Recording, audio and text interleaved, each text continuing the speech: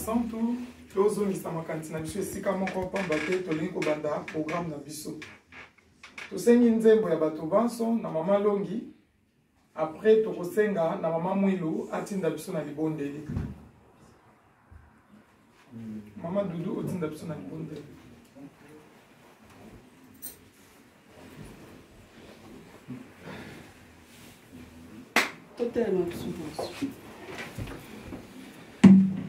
Silwa Nzambi ukasila mukimwana kyalesi Silwa Nzambi ukasila mukimwana kyame Tena mese salukya ngunza Nzambi Silwa Nzambi ukasila mukimwana kyame Tena mese salukya ngunza Nzambi Tusadile salukya Nzambi mukeleka Mukeleka Mukeleka Tusadile salukya Nzambi mukeleka Enza ya vima mangitwa vuluka Tusadile salukya Nzambi mukeleka Mukeleka Mukeleka Tusadile salukya Nzambi mukeleka Enza ya vima mangitwa vuluka Yeye kwa mepe uvangwa wena bonsombolo Ngeye kwame mbe uvangwa wena bonsomono Ngauze ifulusi ngakwenda Ngeye kwame nge uvangwa wena bonsomono Ngauze ifulusi ngakwenda Tusadile salukya Nzambi mukeleka Mukeleka Mukeleka Tusadile salukya Nzambi mukeleka Enza ya vima mangitwa vuluka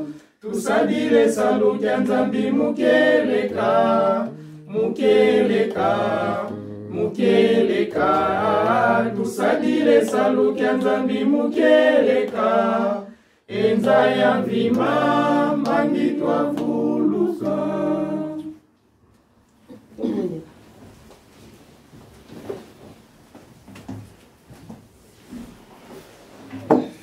na komba tata mwana pili Monsanto tata Nzambe kuna Yesu Kristo papa simama kana mwana Monsanto Nzambe papa kisolokeli ndako la lungana ndako la nina kontima ni misabu kata mwasi kwa mama Mwilu tuzonsi merci mingi na nusu basali biso na eba kumukolo kono yeba kite papa ndio ndio yaki bobombi biso bobateli biso ndolebele na mboka oya Dijon lelo tango koki biso bana nyoto sawa na kabisa papa ezalaki na bolingo na biso te kasi ezalaki na lotomo na tata Nzambe tata Monsanto likopesa etinda mpe na mosala yo na oyo papa biso tokotosaka oyo Nzambe kotindaka biso tosangani awa papa na ntina mosusu te natina kosanza nakomisa kombo na oko koimplante eglise na kati ya mboka oyo ya Dijon papa kotala te totamosa lingomba oyo ndenge elingi biso yo moko ya kosala kati na biso po ete lingomba na yo ekende mokili mobimba ndenge yango epanzana mokili mobimba ndenge mpe yango ekotema na kati na mboka ya Dijon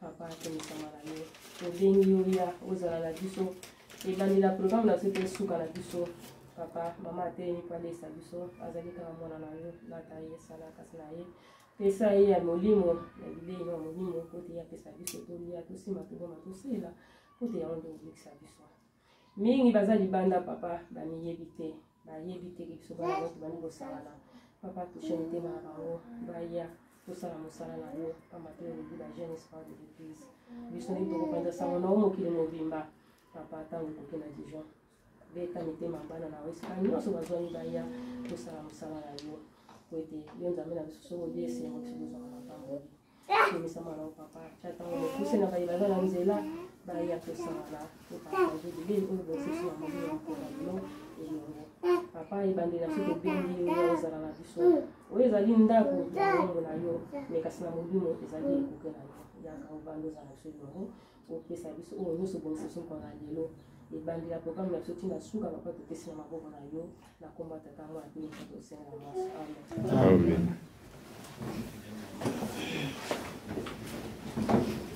Na kombo tata mwana molimo santu tobandi programme na biso tokofongola mokanda mwa nzambe tokotanga na Psaume chapitre 100 verset 1 à 5 to nzembo chapitre 100 verset 1 à 5.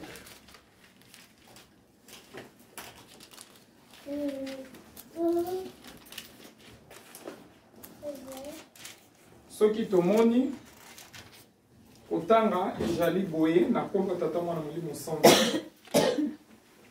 Poussez vers l'Éternel des cris de joie, vous tous habitants de la terre. Servez l'Éternel avec joie, venez avec allégresse à sa présence. Sachez que l'Éternel est Dieu. C'est lui qui nous a fait et nous lui appartenons. Nous sommes son peuple et les troupeaux de son pâturage. Entrez dans ses portes avec des louanges, dans ses parvis avec des cantiques. Célébrez-le, bénissez son nom, car l'Éternel est bon, sa bonté dure toujours, et sa fidélité de génération à génération. Na komba tata mwana molimo santu. Amen. Tosengi nzembo na bakoral.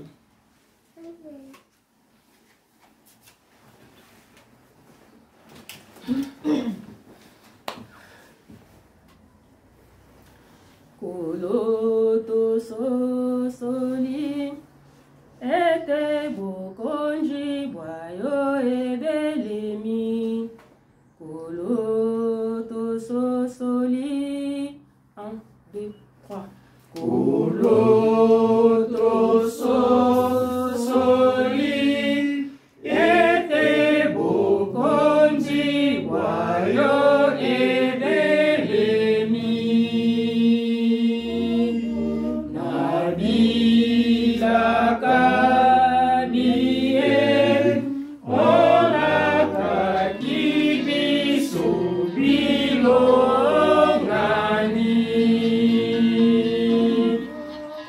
Koloto sosoli ete bokonzi bwayo ebelemi. Nabilaka biye olaka kibiso bilongani. Sima kondima na biso kolo na nguya, sosolisa bana bayo po ete tolemba te. Kimolaka ki biso emonana tosepela.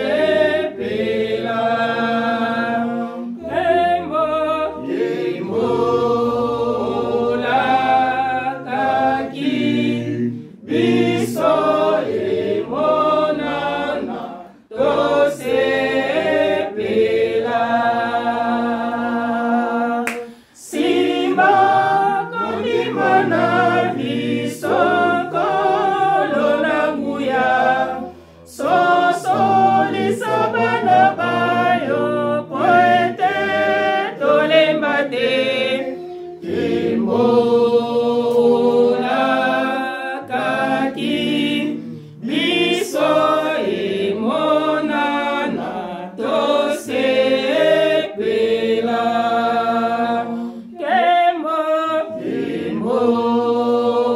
Kimolaka ki biso emonana tosepela.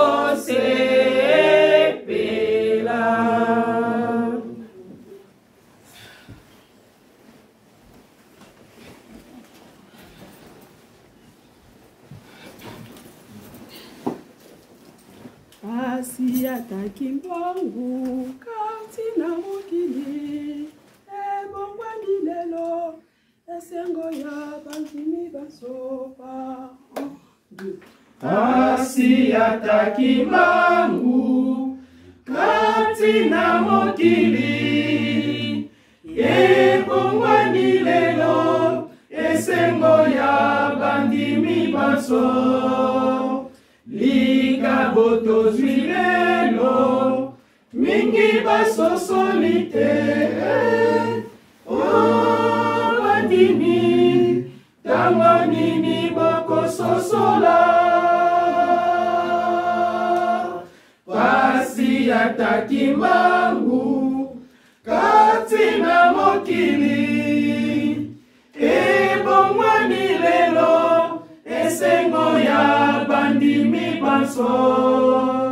Likabo tozwi lelo mingi basosolite, o bandimi tango nini bokososola.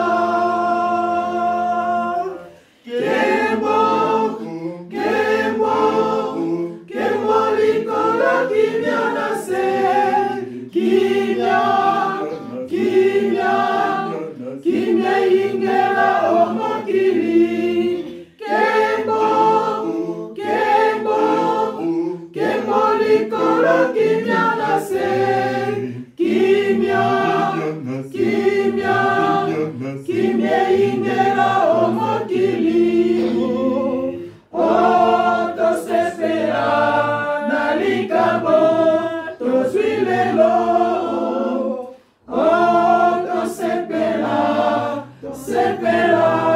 Tosepela, oh, tosepela, na likabo tozwi lelo.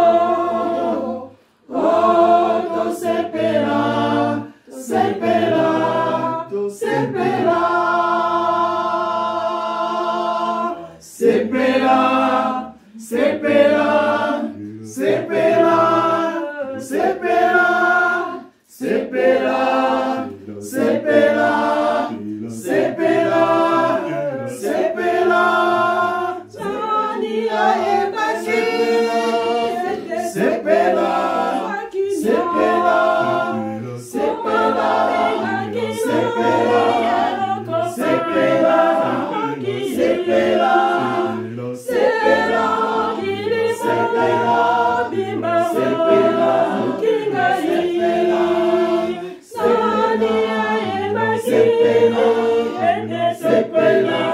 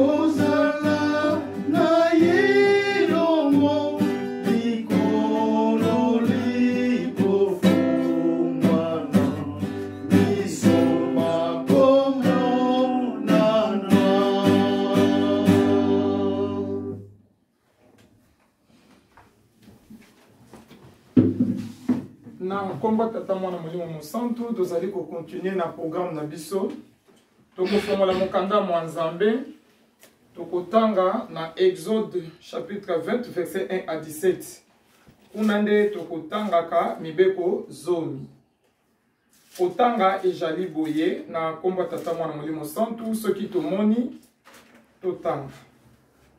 Alors Dieu prononce toutes ces paroles en disant: Je suis l'Éternel ton Dieu qui te fait sortir du pays d'Égypte, de la maison de la servitude.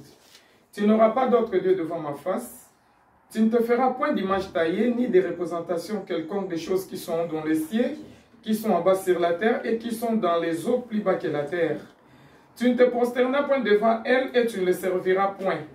Car moi l'Éternel ton Dieu, je suis un Dieu jaloux, qui punit l'iniquité de père sur les enfants jusqu'à la 3e et à la 4e génération de ceux qui me haïssent, et qui fait miséricorde jusqu'à 1000 générations à ceux qui m'aiment et qui gardent mes commandements. Tu ne prendras point le nom de l'Éternel ton Dieu en vain, car l'Éternel ne laissera point puni celui qui prendra son nom en vain. Souviens-toi du jour de repos de l'Éternel pour le sanctifier. Tu travailleras 6 jours et tu feras tout ton ouvrage. Mais le 7e jour est le jour du repos de l'Éternel ton Dieu. Tu ne feras aucun ouvrage, ni toi, ni ton fils, ni ta fille, ni ton serviteur, ni ta servante, ni ton bétail, ni l'étranger qui est dans tes portes. Car en 6 jours, l'Éternel a fait le ciel, la terre et la mer, et tout ce qui est contenu, et il s'est reposé le 7e jour. C'est pourquoi l'Éternel a béni le jour de repos et l'a sanctifié.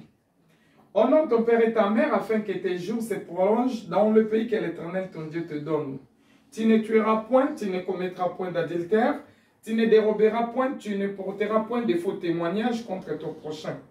Tu ne convoiteras point la maison de ton prochain, tu ne convoiteras point la femme de ton prochain, ni son serviteur, ni sa servante, ni son bœuf, ni son âne, ni aucune chose qui appartient à ton prochain. Na kumba tata mwana molimo santu. Amen. Amen. Tosengi Nzembo, deuxième tour.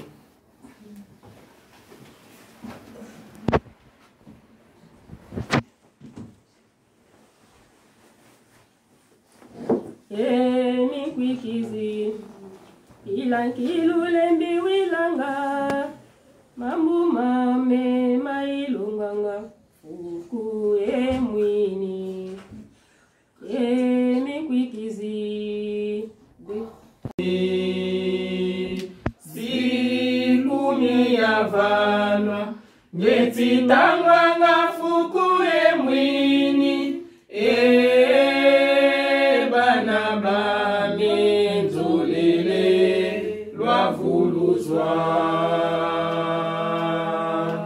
emikwikizi bilankilule mbiwilanga mambu mame moilunganga fuku ye mwini sikumi ya vanwa beti tangwanga fuku ye mwini bana bame nzulele ravuluzwa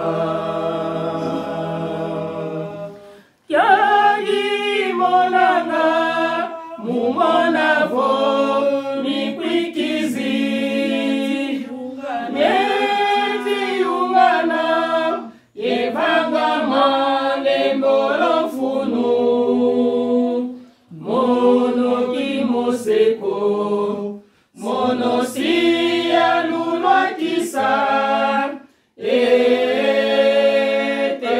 kuna kwase lwa monana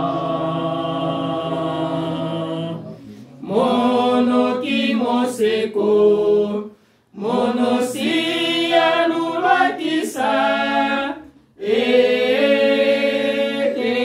kuna kwase lwa monana yadi monanga mumona vo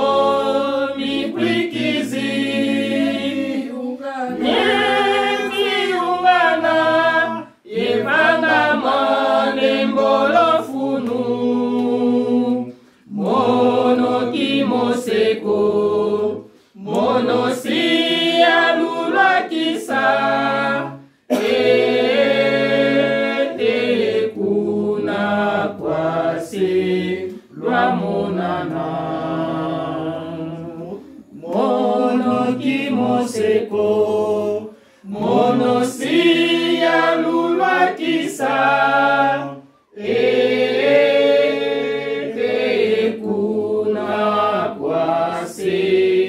lwa monana.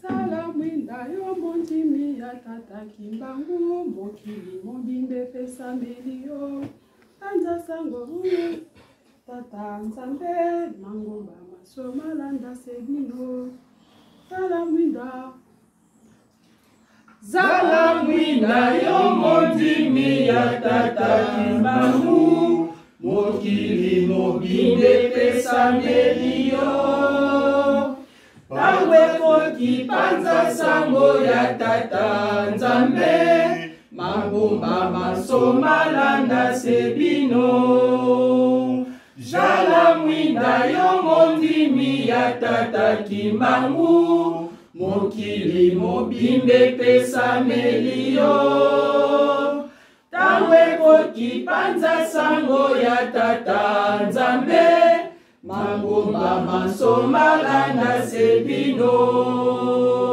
na dijaleli na boyokani na kosimba makasi mibekope po ete bapaka nope baloba ete kimbanisa jali mwinda ya solo na dijaleli na boyokani na kosimba makasi mibekope po ete bapaka nope baloba ete kimbanisa jali mwinda ya solo na dijaleli na boyokani na kosimba makasi mibekope po ete bapaka nope baloba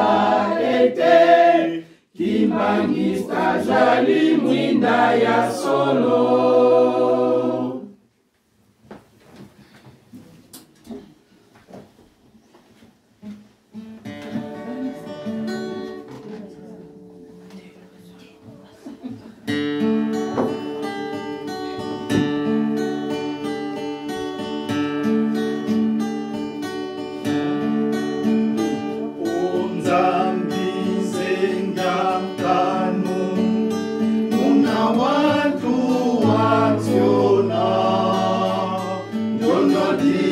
langa ikekoka onza mbizo jasyo kami onza mbizenga kanu muna watu wationa ndiono dilanga ikekoka onza mbizo jasyo kami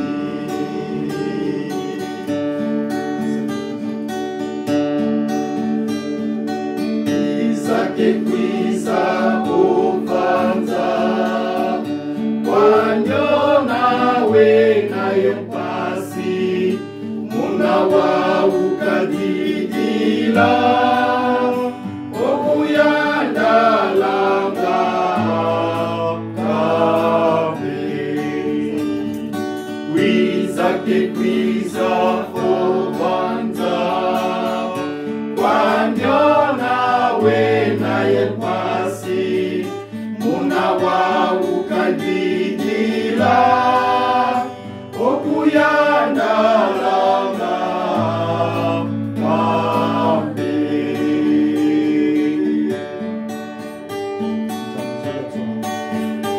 onza mizo jatsiona oyandalanga musibana bena umvala isu ya dololwa kasi wavumbula kayo onzambizo dyatsiona oyandalanga musibana bela umvala isu ya dololwa kasi wavumbula kayo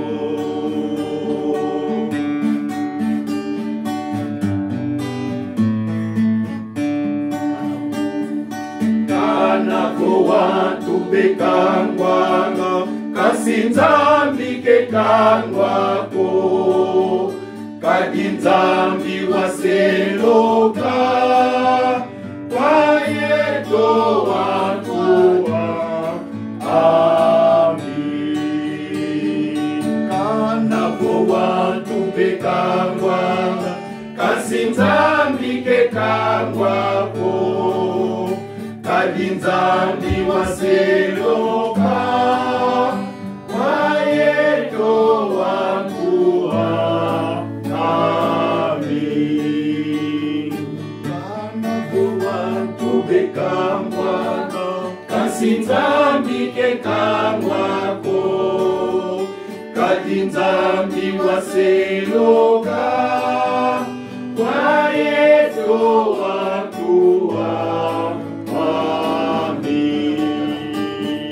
kanako watu bekangwanga kasinzambi kekangwako kadinzambi waseloka kwayeto watuwa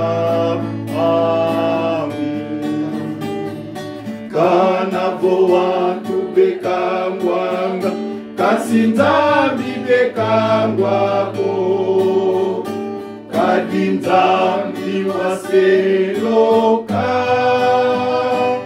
kwayeto watuwa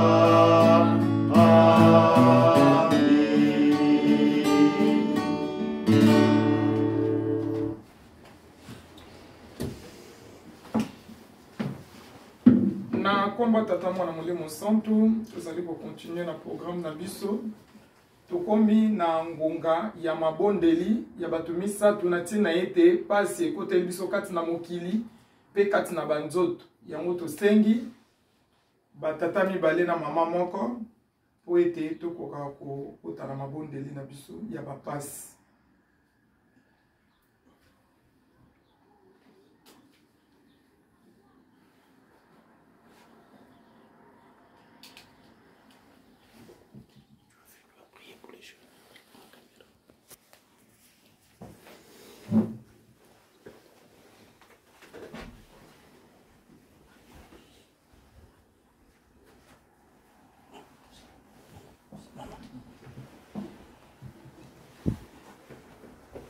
Tu vas commencer. 8 à 10, 14.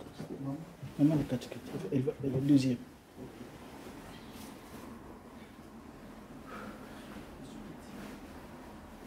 Maman, il faut s'en dire.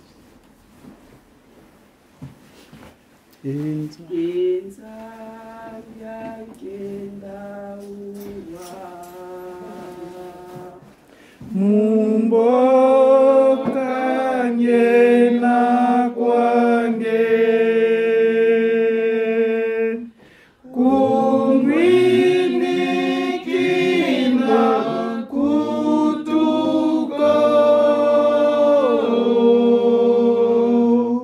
yesambu kyame tambula.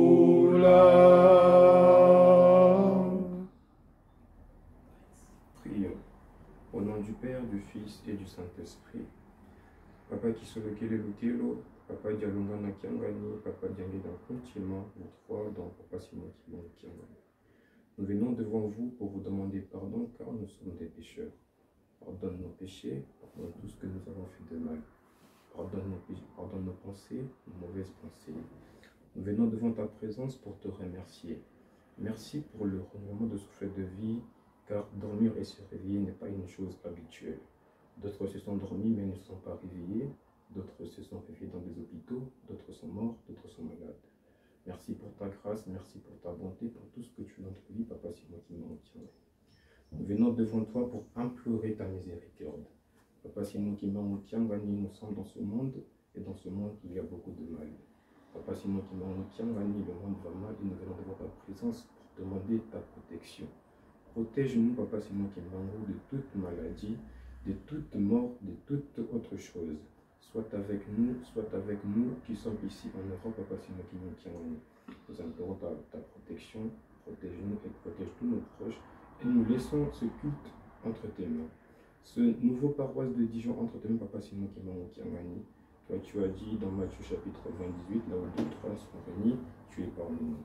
Nous croyons et nous attestons que tu es parmi nous et ensemble nous réussirons à bâtir ton église au nom du Père, du Fils et du Saint-Esprit.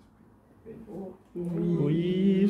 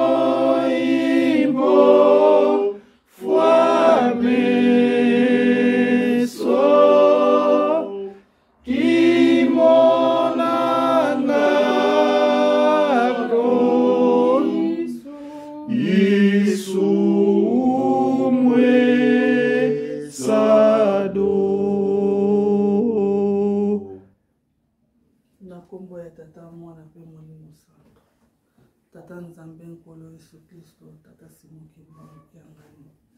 Nazongisi botonzi mingi epai na Nzambe na biso. Ntongo siko batela biso kobanda buto mobimba. Tozalaki lokola bawei, opangisi biso na ntango, obateli biso mpe osangisi biso katikati na oyo esika. Napesi yo merci pamba tozali malamu mingi. Papa, tosangani awa mpona ntina likambo na yo papa. Susi oyo ezalaki biso na kati ya mitema, tokosangana ndenge nini, tokosambela ndenge nini, kasi lelo oyokeli biso mawa, oleki na kokokisa, pe biso oyo tosili na kosangana awa. Yango napesi yo merci papa.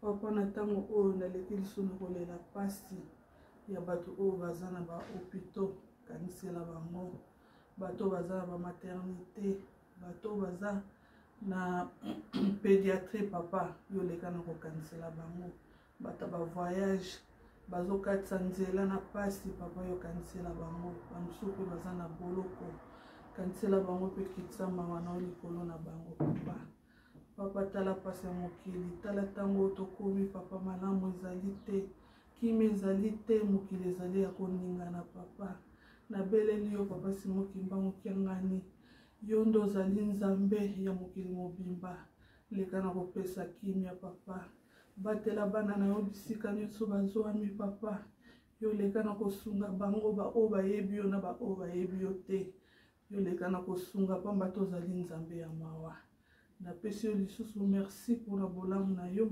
olakisaka biso ntango nyonso papa kumisama na yo pamba tozali nzambe ya banzambe natiki programme oyo etikali na maboko na yo yo moko leka na koconduire biso papa na sisi bona komba tata mwa bini mosanta Emvuluzi kwangwe twizidi dowiza watuvuluza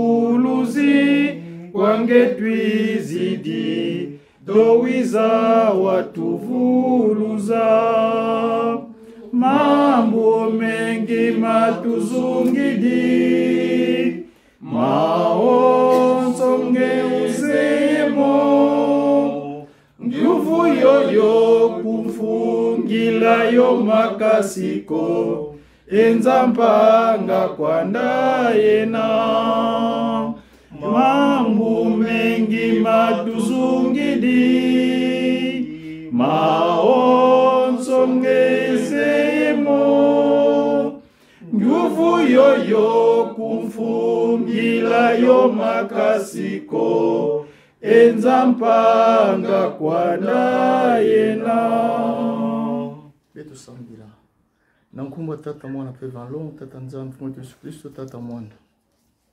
betume vutula matondo mingi na kusangisa betu na kisika yai papa betume lomba pardon betume lomba lemvo na baimbi betu kesalaka nstruka midi nkokila betume sanga na kisika yai sama kutubela kumbwange diambo mosi kaka misangisa betu awa yake diambo ya bolingo mibeko pe misala papa vanda na beto diambo ya betume banda ngeza baka dati ya bubu bika ngi vanda na beto ngi tambusa beto ngi vanda na ntwala beto vanda na kati ngi vanda manima pesa beto nzola place nzola ke vandaka mambo ki tambula mbote tawu ngi tata nzamu ngi mezo na beto mingi ntantu satana ke landa beto sama ndi koka kubuisa beto kasi papa ngi vanda garde fois beto na tangu nyos beto ke sangana to na tangu beto vanda ba inzo ngi pesa beto bangindo mbote sama beto na tekisaulia na ntwala panya tete melomba mama melomba betu yana kolomba tatu papa sangisa bisambu nyonso sika mosi samunge pesa betu réponse ya kitoko betu continue kusalila nge na kiese na ngemba na nkumba tata mwana pe vanlongo amen Amen. Be pona batu bakoti na retard to bandaki na psaume 100 après ndenge zali mo meso na biso to lekaki na Exode chapitre 20 verset 1 à 17. Pour continuer le programme, nous allons mokanda mwa nzambe na Apocalypse chapitre 21 verset 1 à 8. To emoniseli. Kapoazo minami bale na moko, nzela ya moko kino na 8.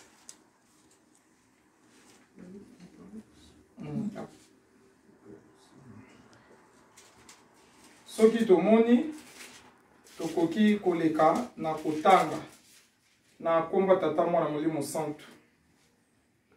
Puis j'ai vu un nouveau ciel et une nouvelle terre, car le premier ciel et la première terre avaient disparu, et la mer n'était plus. Et j'ai vu descendre du ciel d'auprès de Dieu la ville sainte, la nouvelle Jérusalem, préparée comme une épouse qui s'est parée pour son époux. Et j'attendis du trône une forte voix qui disait, « Voici le tabernacle de Dieu avec les hommes. Il habitera avec eux, et ils seront son peuple. Et Dieu lui-même sera avec eux. Il essuiera toute larme de leurs yeux, et la mort ne sera plus.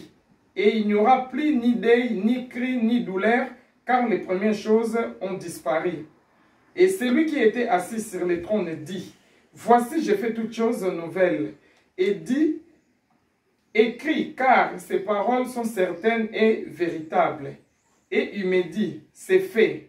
Je suis Alpha et Oméga, et le commencement et la fin. À celui qui a soif, je donnerai de la source de l'eau, de la vie, gratuitement. Celui qui vaincra héritera ces choses. Je serai son Dieu et il sera mon fils.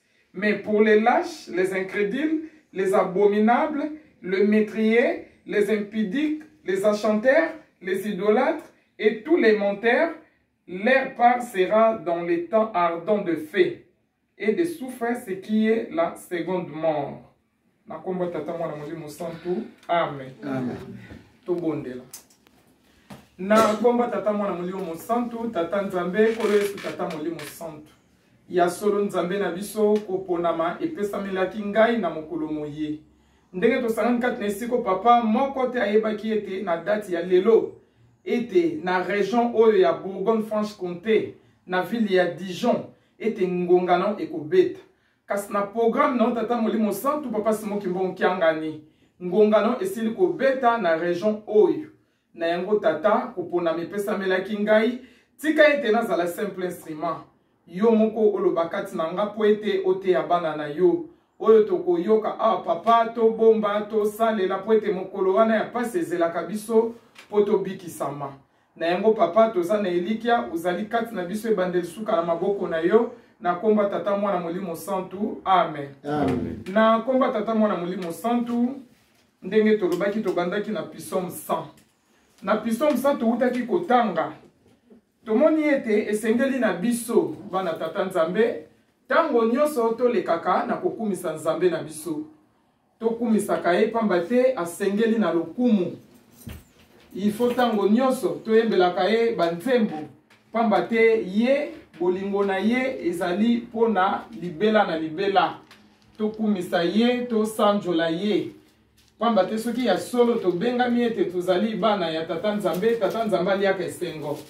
Tata nzambe alingi tango nyonso pense na biso ezalaka tourner epai na ye. Pamba te bonté na ye ezali komonisa kati na biso mokolo na mokolo. Na yango mwana nzambe nyonso esengeli na biso toyeba devoir wana. Soki totali ndenge moko pe alobi na kati ya mibeko na ya kabela biso mikolo motoba. Mokolo motoba tokoki kosala ba misala na biso tosali ba programme na biso. Kasi mokolo ya yenga ezali ya ye. Tokoki kozwaka mokolo ya yenga te tosala makambo na biso pamba te ezali devoir. Tokumisa ye tokanisaka na bolamu azali kosalela biso. Pamba te ye atikaka biso te. Na mokanda nzambe ezali oyo asimbi mwana nzambe asimbi na piniel ya lisu ya tata nzambe. Na yango esengeli na biso tokumisaka ye tosanjolaka ye. Tango nyonso topesaka ye lokumu. Na bongo na mokanda ya mibale ndenge ezali mibeko na biso tango nyonso. Exode 21:17. Mobeko ya kolongola ezali te. Mibeko nyonso esengeli na biso totosa yango. Pamba te soki totali bana ya Israel bakotaki bowumbu na kati na mokili ya Egypte. Soki kokota bowumbu ezalaki. Soki kobima ezalaki kati na bongo na mboka ya Egypte, seke kokota ezalaki. Bakotaki pamba te koko na biso Abraham asalaki alliance na tata nzambe. Tata nzambe asengaki na ye azwa banyama ya mbula misatu akata bango na deux parties. Biteni mibale po ete atumbela nzambe na biso mbeka. Kasi koko na biso Abraham asalaki négligence. Akati banyama ya minene tango ekomaki na ndeke na pigeon atie bango mibimba. Nzoka tata nzambe atambolaka na principe. Ndenge asalaki bongo asalaki volonté na ye moko. Asalaki volonté ya tata nzambe te. Na bongo tata nzambe asilikaki. Ndalobaki Abraham lokolo sali boye libota na yo ekekende bowumbu. Tina yangwana bana Israel bakotaki na bowumbu na mboka ya Egypte. Kuna bakotaki bawumelaki 430 ans. Pona nini kuzanga kutosa. Banyokwamaki donc pasi ezalaki katikati na bango. Melokona nzambe azalaki nzambe ya mawa. Mawa na ye tango mabondeli na bango emati epai na ye nzambe ayokaki mawa. Nzambe akanisaki bango nde atindaki Moïse atambusaki bango.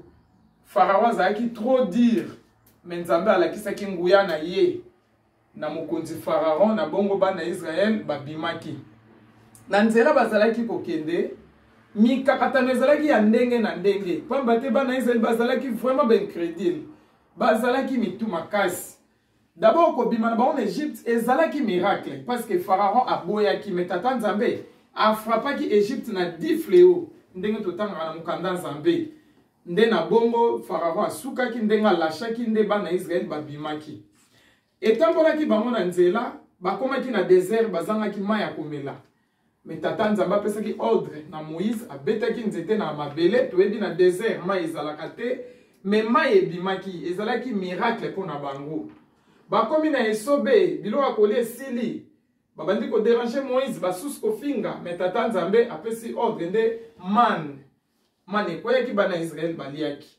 Malgré mes miracles wana tant bakomi liboso mer rouge bakomi kochola Moïse bakomi koloba ete Moïse olongoli biso kuna na Egypte po ya kokufa awa basoda ya Pharaon bazali kolanda biso na sima sikoyo mai oyo mer rouge to traverser ndenge nini babandi kochola Moïse asambelaki tata Nzambe nde tata Nzambe apesaki ordre abeti nzete azalaki nango na mai ekabwanaki biteni mibale nde bana Israël bakatisaki. Mais malgré miracle wana ndenge tata Nzambe akabolaki mai mais kati na bango bazalaki toujours na doute kati na bango batindi bango zomi na mibale bakende kotala mboka wana bazokende kota ya terre promise ezali ndenge nini. Mais témoignage yaki ezalaki kaka ya mabe kondima ezalaki kati na bango te. Balobi na mboka wana tokei tokuti batu ya milai ya minene tokokoka bango te. Bana Israël babosani miracle nyonso tata Nzambe asalelaki bango. Na bongo tata Nzambe asilikaki. Alobi lokola bosali boye kaka batu mibale bapesaki témoignage ya malamu. Yoswa na Kalebi. Bango de ba témoigner que miracle nyonso Nzambe asaleli biso. Bongo tokoka te na ndenge nini donc bino bozali kokwara na makaso ya bango. Oya misala na bango ya mabe, bozana confiance Nzambe na biso te. Na bongo na mboka wana kaka Yoswa na Kalebi.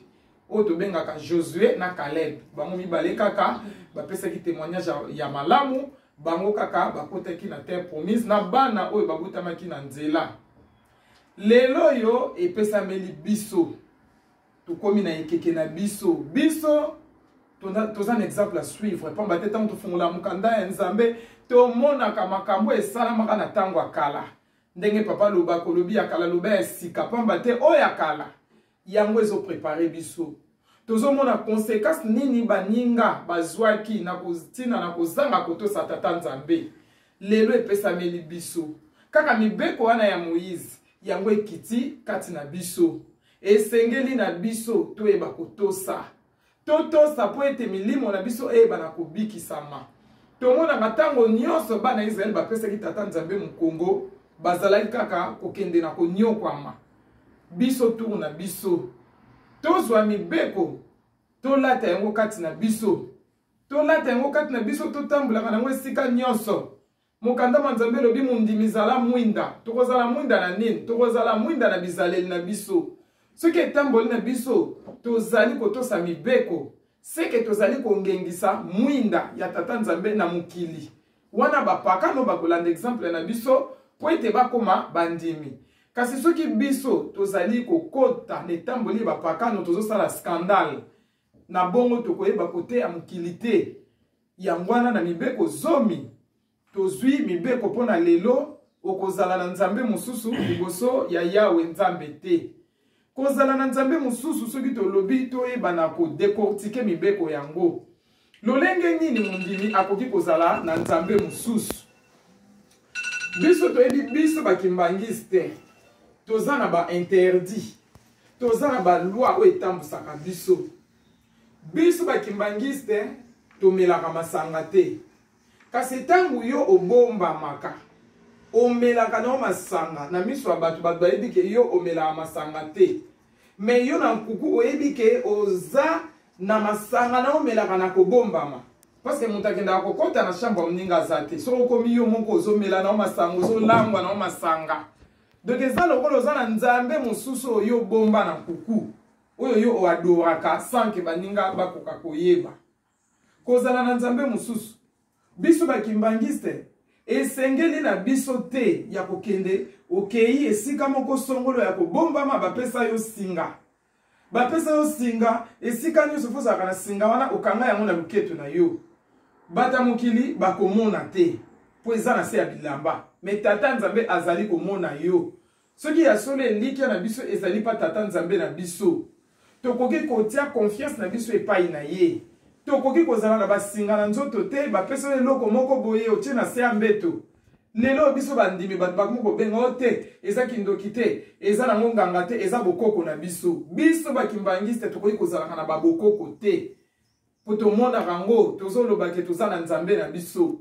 bible elobi moto aza na nzambe aza na nyonso kati na ye moto aza na nzambe aza na nyonso kati na ye akoki kozala teke na famille na ye bapesa ye eloko moko boye atia na sambeto bapesa ye eloko moko boye fo afukamaka liboso eloko yango ava bima na ntongo wana okomi na nzambe mosusu bakosa biso teke eza bokoko ya mboka na biso biso nyonso bapesaka biso eloko wana eloko na biso wana eza nango ya famille eza kindoki te eza ya famille wana pe ezali kaka kozala na nzambe mosusu donc lisumu wana ya kozala na nzambe mosusu te eza vraiment na baforme ebele esengeli na biso tozala na connaissance parce que bible lobi mon peuple périt par manque de connaissance ntango na famille na bino bapesi yo eloko tellement oza na connaissance te yo bengi yango bokoko yo bengi yango kutimi na biso biso bandimi tozalaka na eloko mosusu te elikya na biso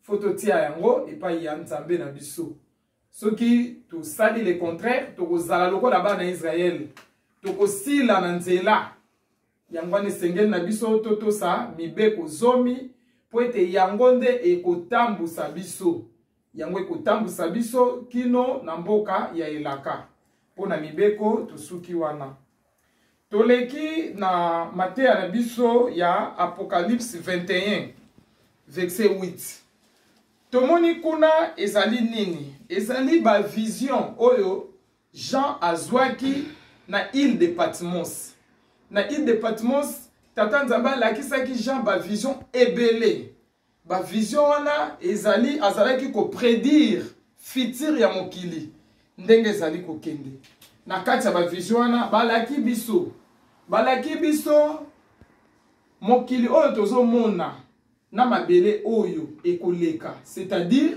eza na monde nouveau c'est-à-dire nouveau ciel na nouvelle terre oyo nzambe a préparé pour na biso bana na ye mokili wana ya sika esengeli na biso totambola malamu parce que ba décrit biso eloko nini oyo ekokota to ekokota te na mokili wana esengeli na biso bana tata nzambe etamboli na biso ezala ya lumière ya bana ya lumière totosa oyo nzambe na biso azali kosenga na biso papa ntango nyonso alobaka ke biso tozali bana ya chance tozali bana chance pourquoi parce que toza na 4e génération na 4e génération oyo nyonso etangami bilaka ezala ntango nkolo Yesu azalaki ezala ntango baprofete bazalaki na Ancien Testament bapromese epesamaki sikoyo bapromese nyonso wana ekozala réaliser na ngonga na biso ndenge tozali na 4e génération tomonaki ke nkolo Yesu alakaki biso ke lokola ye alongi bitumba akokisi oyo ayokanaki na tata na ye asengelaki biso ete tata atindela biso mosungi oyo akozala na biso molimo mosantu oyo biso tokoki korecevoir ye nde akotambusa biso na yango biso toza na chance parce que toye na mokili na ngonga oyo ye moko nzambe atiki likolo akiti pamba te soki tolobi tosala parenthèse ntango Marie ange abimelaki ye ayebisi ye ke okozwa mokumba okobota mwana zemi okozala nango ya molimo mosantu seke tata ya nkolo Yesu ye moko molimo mosantu donc ntango nkolo Yesu azosenga na tata atindela biso molimo mosantu nde ye wana tozali na ye tozala na doute te tozala na doute te tozaba na chance molimo santu tofandi na ye moko azali koconduire biso tokoki mpe kosala parenthèse na parabole oyo kolo yesu apesaki bayekoli liboso kolo yesu akende apesaki bayekoli parabole ya vigneron tokobeta yango na lisolo na ntina ete mpo ete ntango tokende na ndako nde tokokende kotanga yango mokonzi asalaki vigne na ye azwi apesi yango na basali na moment ya récolte atindi baproche na ye bakende kozwa part na ye ya récolte bato wana batikalaki bavigneron bazwi babomi basali wana na nsima mokonzi atali sikoyo na kosala ndenge nini tika natinda baproche na ngai vraiment bureau na ngai atindi bango barepete basali bango kaka mabe na nsima alobi te ntango mosusu bazokomprendre te tika natinda mwana na ngai po ntango na kotinda mwana na ngai eza lokola bakomona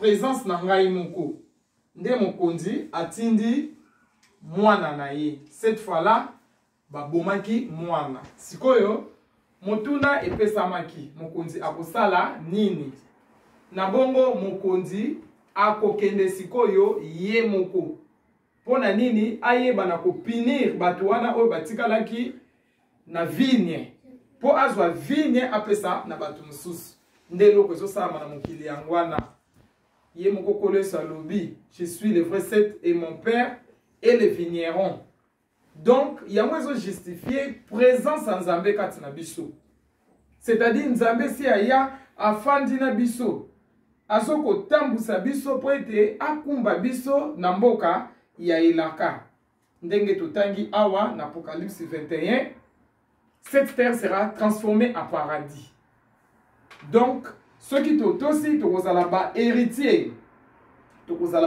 na mokili oyo pamba te na vision ya Jean amonaki ville sainte mwana tokomi na de ville sainte nouvelle Jérusalem oyo nzambe apreparaki amoni yango ekiti na mokili wana na 3 alobi j'entends une forte voix qui disait voici le tabernacle de Dieu avec les hommes il habitera avec eux et ils seront son peuple et Dieu lui-même sera avec eux donc tata molimo santu tozala na doute te yende mutazali kotambusa biso donc ezali nzambe ye moko azali kotambusa biso afandi na biso et puis na 4 balobi akopangusa pinzoli na miso na biso donc tozala na kondima ete mokili ndenge tozali kokende suka ezali koya parce que bilembo nyonso ekomama na Matthieu chapitre 24 tozo vivre yango déjà donc tokomi na tango suka nzambe ye moko akoya kopangusa pinzoli na biso et tokozala ba héritier ya mboka ya sika oye abongisi pona biso yangwana ba detaye biso na 8 batangeli biso bizaleli oyo ekopekisa biso tokota na mboka wana soki tozali ba incrédule bato ya mitema makasi oyo tolingaka kokotisa nzambe kati na mitema na biso te tokokota na mboka wana te soki tozali ba maîtrier bato babomaka bato koboma bato mpe eza na bafaso ebele ntango deja ozoloba mensonge na ntina ya moninga olatisi ekazaka ya mabe makambo ayebi na ye te moto akomi susi lobi abiele stoma akufi wana mpe eza kaka koboma kokosela bato makambo donc eza malamu te idolâtrie donc yo moko oza na eloko notiela motema ekeko bapesa wana famille wana okomona mboka wana esika te bato na lokuta donc bizaleli nyonso oyo etangami ya mondimi te soki tozali na yango tozali kobongwana te nde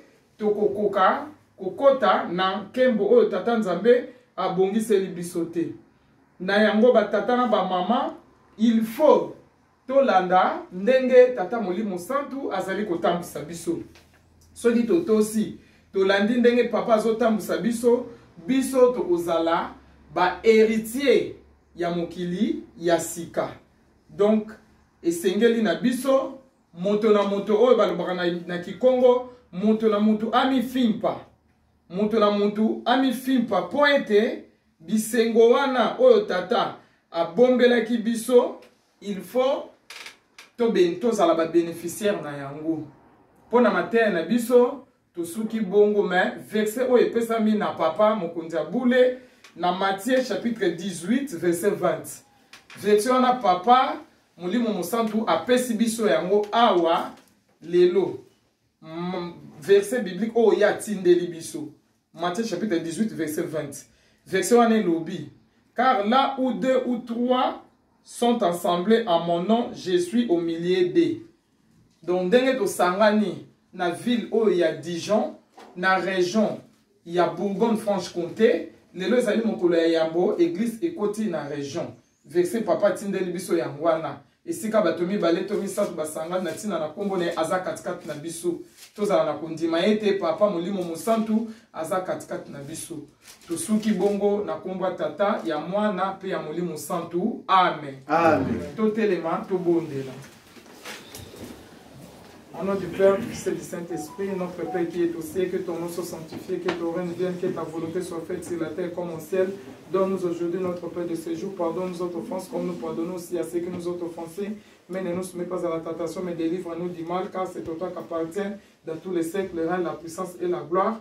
Au nom du Père, du Fils et du Saint-Esprit. Amen. Amen.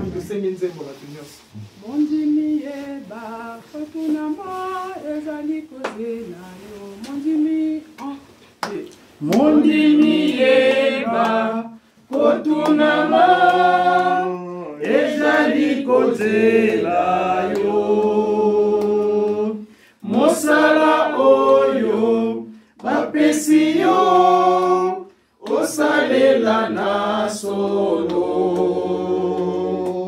mondimi eba kotunama ezali kozela yo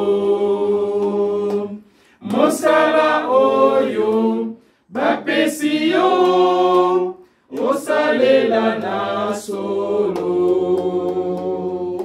toyebi ngonga te ekoya nkolo mosala solo tomibongisa koya ya nkolo mondimi eba kotunama ezali kozela yo boyebi ngonga te ekoya nkolo mosala solo tomibongisa koya ya nkolo mondimi eba kotunama ezali kozela yo boyebi ngonga te.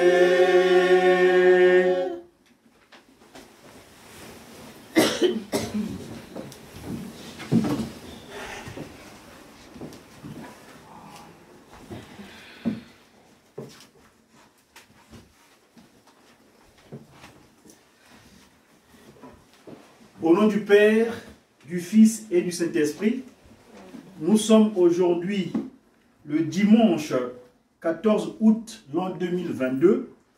Nous nous trouvons ici dans la région Bourgogne-Franche-Comté, à la paroisse de Dijon. Ce jour, ce dimanche est exceptionnel, car c'est une première que nous venons d'écouter dans la prédication de Maman Nelly Malundama, qui est diaconesse. C'est notre premier retrouvaille. Le culte qui monguise en région Bourgogne-Franche-Comté, plus précisément ici à Dijon. Comme nous savons tous, le culte est subdivisé en deux parties.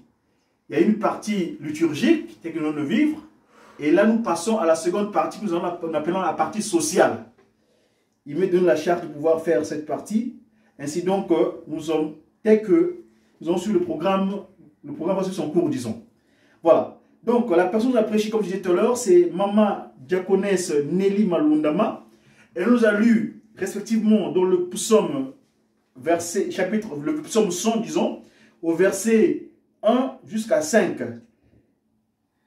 Elle a poursuivi son homélie dans l'Exode, chapitre 20, Exode chapitre 20, verset 1 à 17. Ça, c'est une recommandation de la session du passement ici sur terre, les commandements. Et son exhortation, il a tiré dans le livre d'Apocalypse, chapitre 21, du premier verset jusqu'au 8e. J'espère que vous avez tous pris note.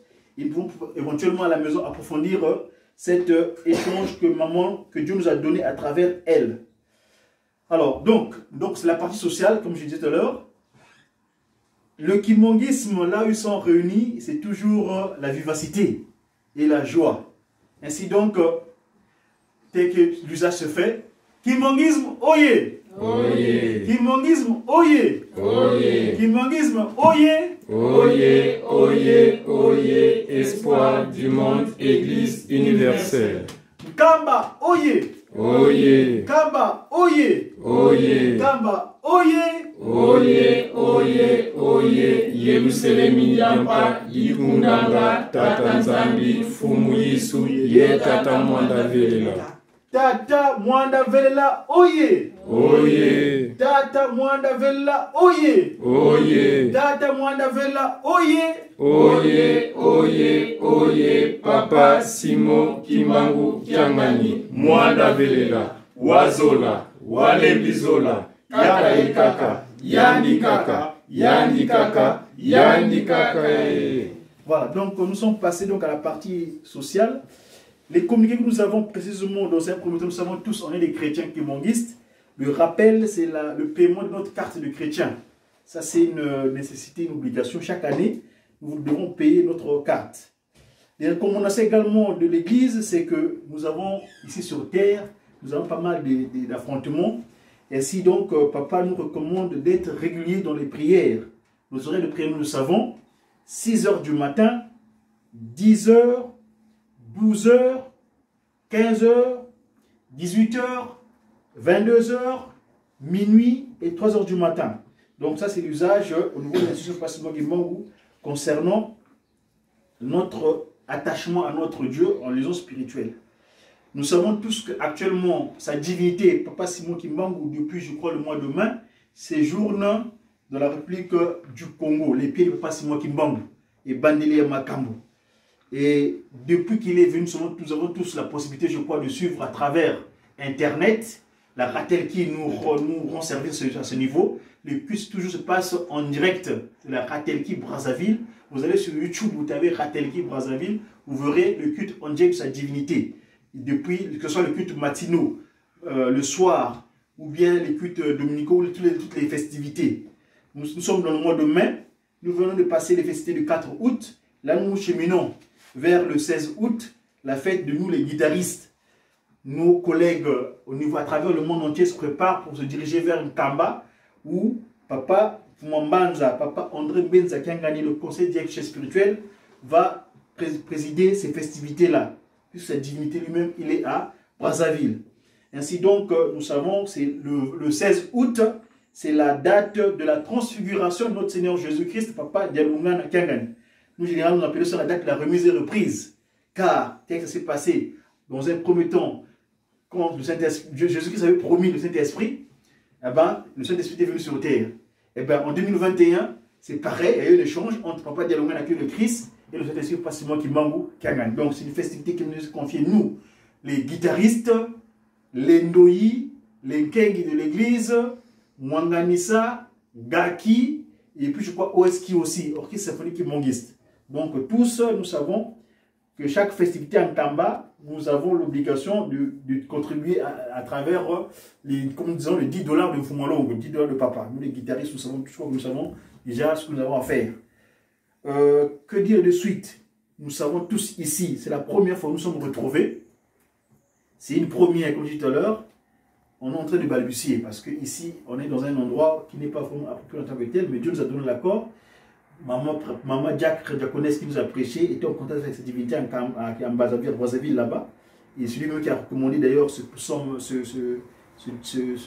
chapitre de Matthieu 18, verset 20, que voilà, là où 2 ou 3 se réunissent, nous sommes ensemble. Donc nous avons foi que lui est avec nous. Et aussi, cette rencontre, ce culte d'aujourd'hui est aussi une occasion pour nous, après peut-être la fin, nous allons rester un petit moment. Pourquoi on s'organise? Comment, à l'avenir, avoir des structures appropriées pour pouvoir rendre gloire à notre Dieu, Papa Simon Kimbangu Kiangani. Alors, pas besoin de je veux te dire, donc c'est moi les alliés, je veux agrémenter plus c'est fakir zanonté ou alors c'est moi nzenze à travers na kuna kupesa na moti. Ce qui moi les alliés petit kaka moi je manze ubilo kaka animation pour na leka na tango ya mabondeli ya moti plutôt. Donc je disais tantôt que ici c'est une première, nous sommes retrouvés. Les tâches que nous assumons, c'est juste spontanément comme ça. Et donc, là, nous allons donc passer le communiqué, nous avons donné, donc on a rappelé les cartes, les prières. Et donc, je disais tantôt que Papa Simon Kimbangu est à Brazzaville. Et d'ailleurs, si vous suivez, d'ailleurs, dernièrement, c'est bien aujourd'hui, cette première-là, c'est vraiment Dieu rend gloire. Nous avons rendre gloire à Dieu plutôt. Parce que dernièrement, je ne sais pas Simon Kimbangu, parmi son exhortation, il disait que même, c'est vrai que tu as vu que les bolingo, mais il y a bakisi, na ko telemaka, au loin de église, donc c'est le fait que nous sommes déplacés, nous sommes venus ici pour le rendre gloire, ça compte pour notre Dieu.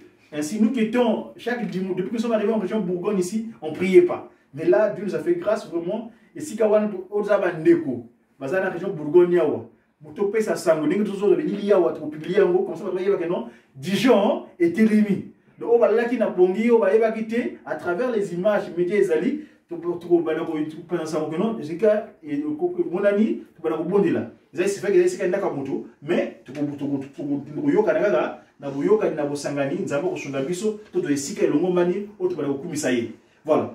Donc, Papa Belizo soko bunga on te pour donc ningo de boye obita biso enzenze. Donc, tokutani boye, tozana na ndenge ezali boye musu bazala ki mangisi tout le ba sympathisante. Ainsi donc, tokosenga dawa mama na biso o bazala biso na sika wa bango bazala ba sympathisante, bazala ki mangiste, bakufa ko telema, to pesa bango maboko, to pesa bango mbote plutôt. Si le Papa Belizo c'est moi le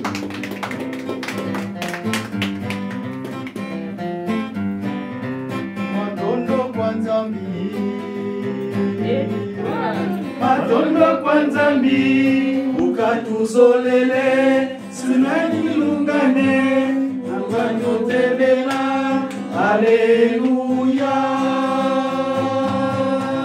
Matondo kwa Nzambi, Matondo kwa Nzambi ukatuzolele sunani lungane ukatutebela haleluya.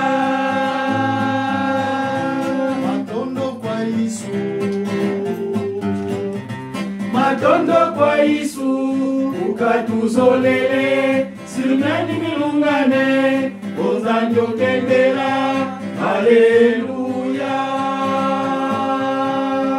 Matondo kwa mwanda, Matondo kwa mwanda ukatuzolele sirunani milungane ozanjo kembera haleluya.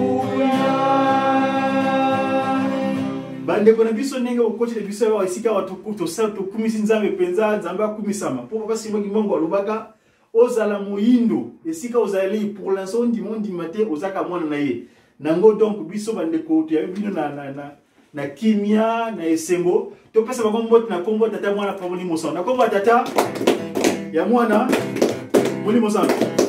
Vous êtes les bienvenus prochainement sur l'occasion de mon année isika bozali moni pe tata ki bozali. Vous serez les bienvenus. Merci. Voilà. Bisognon sonné que tozali awa to kutani ezali kuite liboso na paroisse Dijon to ko telema to pesa na mbote. To tele biso so to pesa na mbote. Papa Belizo.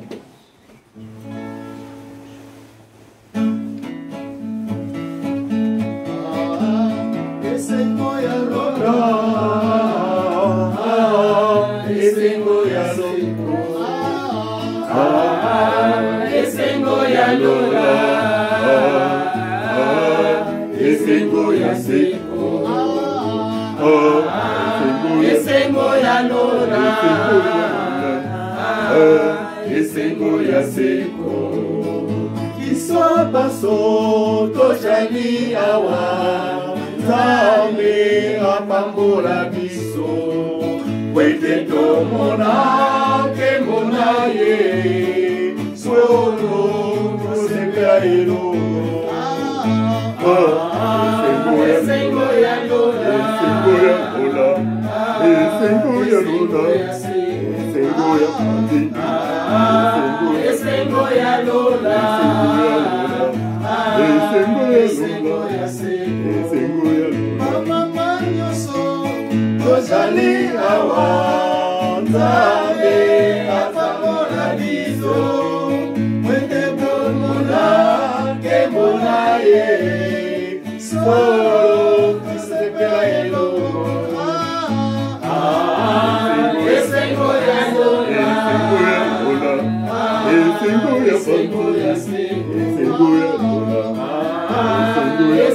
ya Lola, Esengo ya Lola, Kimbangisme, oye! Kimbangisme, oye! Kimbangisme, oye! Oyez, espoir de l'immense Église universelle. Tika eti topesa na mote na kombo ya tata kisolokele, tata dialungana tata ngena mochena. Papa kisolokele. Papa dialungana. Papa dialungana motima. Merci.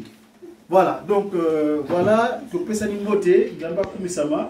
Tozaka biso na biso nzali awa, mais tozaka mena mabato o zalike, bato zaka exceptionnel. Dans souvent les zones en kamba na cabinet kuna na mfumo longo nenge zalaka. Zona doye na biso awa. Papa Frimos mfumo wa kanda mbuta temi na biso to pesa yomoti alo ginae alo ginae alo ginae alo ginae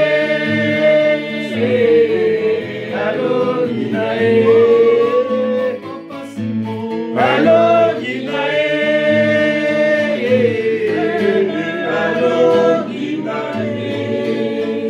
pesa mbuta na biso mbote tata Frimos mfumo kanda na komo misata ya bule na komo tata ya mwana molimo sana tuzana mambiso ninga te biso mama Jacones mama te kotika yobuite ningo te olesi biso kitoko peza mate kitoko na kuti mwana bakisa suka msubo le bino kamononso tuka mama temne biso to pesa biso bana to pesa mbote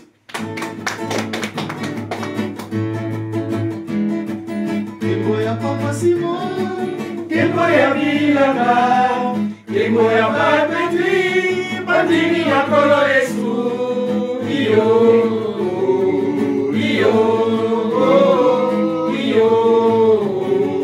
Kembo ya Belemi,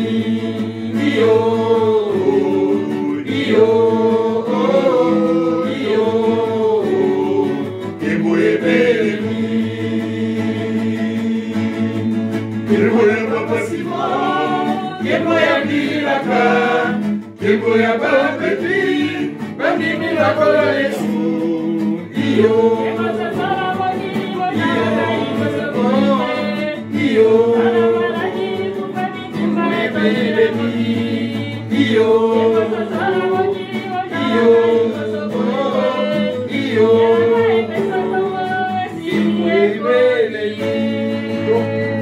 Topesa mama na biso mbote nenga te biso kitoko na komisa ta bule na komba tata mwana Gabriel Mosson.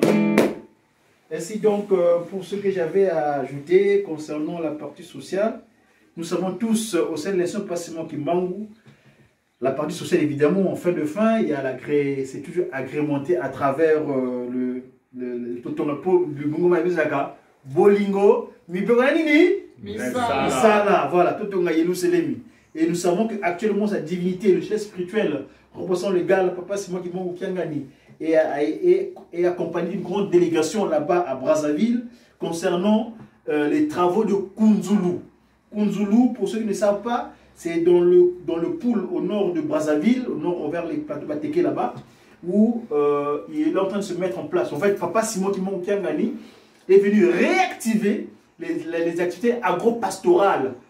Pour Papa Dengende avait dit que vous ici au Congo-Brazzaville, Makamusu, la Kolim Sabino, mais oh ya Kunzulu, ce qui échec à Kunzulu, en tout cas, et qu'on na Kolim Sabino.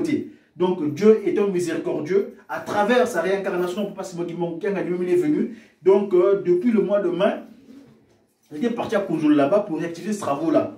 Parce que nous savons tous que Kunzulu, c'est un grenier. C'est un grenier concernant, nous savons, on a écouté les cantiques tout à l'heure ici, que nous, Nzala et Kotina Mokili. Nous savons tout ce qui se passe en Ukraine. Nous avons vu comment le monde entier pleure parce que le blé ukrainien ne va plus à travers le monde entier. Or, nous savons que Dieu nous a tout préparé pour nous. Donc, Kunzulu là-bas, c'est un site agro-pastoral où il y aura beaucoup d'activités concernant la colonne appelée Bokola. C'est l'un des motifs de l'église qui Maurice à Bolingo, comme ça là, mais colonne appelée Bokola. Donc, là-bas, il va se passer des choses. Nous voulons, on peut, nous, ici à Dijon, contribuer concernant la présence du passement qui manque en Canada. On a fait, ah, ben à Dijon, bah, tini moi le boye. Ma pole le rabat, ma pole le rabat, ça vous été. Ma pole le rango. Donc, nous avons ah, t'as là, n'engue pas opérer ça comme nous ah, Dijon, tini boy, Dijon, ni nous allons. Et oui, Dijon. Tu veux bien si le Dieu fait ça n'engue. Tu veux Dijon ça 1921, département 21. Mais tu dis que 1921, Ezali, année au passement qui manque, nous avons à Panama, au salon de la Satango.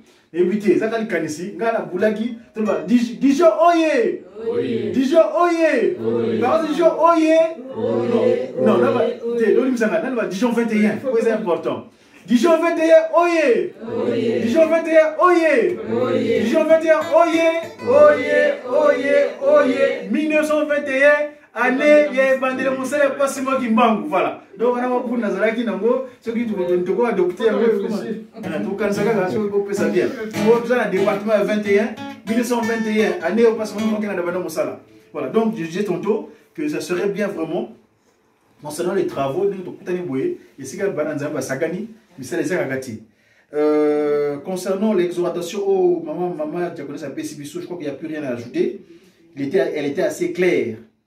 Vous savez que nous sommes, et j'ai suivi d'ailleurs à travers les cantiques que nous avons chantés ici, c'était très très inspiré. C'est une première que nous retrouvons.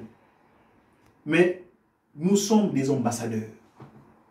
C'est vrai que on était dans un endroit où il n'y a pas encore la paroisse. Mais Dieu nous a fait grâce et ça c'est un devoir de tout un chacun. On va aller à travers le monde vulgariser le message de Passimo Kimbam. Eux, ils sont venus chez nous, en Afrique, ils nous ont apporté le Christ. Mais Passimo Kimbam, en 2000, je crois en 2001, avait dit, vous devez aller là-bas pour leur enseigner le Saint-Esprit. Et le thème que Maman Diaconesse a pris, elle est vraiment bien tombée en quelque sorte. Parce que nous sommes ici, nous devons montrer que le Saint-Esprit effectivement était descendu. Mais il est descendu avec un programme. Il a un programme, effectivement. Et ce programme, nous le voyons. Là, il est à Brazzaville. Et le Congo-Brazzaville, parce que le kimbongisme a 3 piliers. Le Manza-Congo, le Congo-Angola, où se trouve la tête, le passement Kimbang. L'abdomen, donc le Congo-RDC. C'est là où se trouve son abdomen, la RDC. Et les pieds sont à Brazzaville. C'est lui qui avait dit ça, passement Kimbang. Que tout partira du Congo au Brazzaville. Et papa n'arrête pas de le signifier là-bas à chaque fois. Et vous suivez chaque match. Quand nous avons de Konangai, ce que vous avez moyen de vous sur YouTube. Attends, il y a un direct et vous la rediffusion. Chaque matin, na tongo wana. Ce que l'huile le bané na pour commenter prédication. Au comment on a ben tu vas te témoignage. Il y a ma camo les gars kala wana. Ta wazali nous a pas d'engagement d'akonti. Nzemo pe yaki, mo bembo na ngai ya papa singai kimbangu na sali na Congo Brazzaville. Soki na uchiawa j'irai à Manza Congo. Donc mes chers frères et sœurs, tata maman et lokowana na kumisi nzambe pour tozali ba kinsona wa moyen de kuteneza été. Mais nzambe nera sa na bonda bato maman Nelly aye doit que nouvelle muda famous passe la doya na biso yango na pesi to telemisia wa boni yemo bino moko makambo wana za ka vraiment makasi penza po yep to pesa mukumba wana penza lo biso sale tout ça veut sika. Il va communiquer qu'indépendant tout kutana. Donc nous sommes les ambassadeurs, on ne devait pas rester comme ça. Les gens Bourgogne, d'ailleurs si vous regardez dans l'est de la France, à part Colmar, où il y a une petite paroisse, il n'y avait pas encore de structure d'église qui m'ont ici, une organisation de placement qui m'ont. En plus, nous disons, c'est notre devoir. On est parti pour le bon, il n'y a plus de chemin de retour. Pour ça, je démite routé. Congo, Brazzaville et Pantelmakabo. Donc là, il est venu à Brazzaville, il est là-bas, et après il ira à Manzakongo. Le monde est secoué. Il est venu, une prédication lobby, il est venu, il a désolé sur terre, la nouvelle Jérusalem et des célestes étaient descendus. Les gens l'ont vécu. Le temple de Kaaba que nous voyons, la nouvelle Jérusalem, là, le temple là, ce qu'on appelle les manœuvres de Kimaza. Les gens ont vécu qu'à l'époque, les coloniales, les colons ont quitté là où ils sont. Ils ont siégé ce territoire-là. Ils sont restés pendant longtemps. Alors qu'il y avait rien encore. C'était Lazare, c'était un petit village. Mais ils ont occupé ce pourquoi.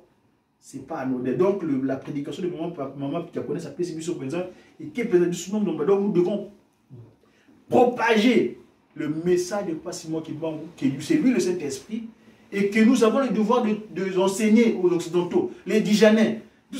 Comme nous sommes là aujourd'hui, nous sommes entre nous les Noirs. Mais on est appelé un jour à faire rentrer, nous avons pu Aposo Pembe, Bayeba, qui sache que Passimo Kimbangu, effectivement, chez eux, la spiritualité, ce n'est pas vraiment leur truc. Hein. Mais ça nous leur montrer à travers nos comportements.